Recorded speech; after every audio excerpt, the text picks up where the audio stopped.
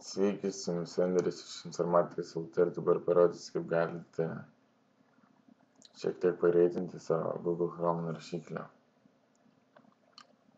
Einame į parinktys, pasirenkame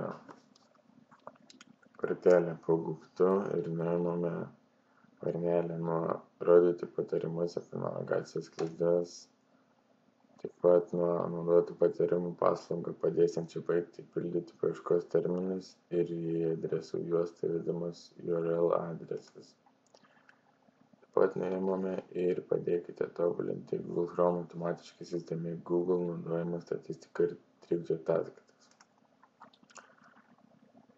Taigi dabar perkrovę naršyklę pajusite šiokį tokį naršyklės pagreitėjimą. Taigi tiek, ačiū, kad žiūrite.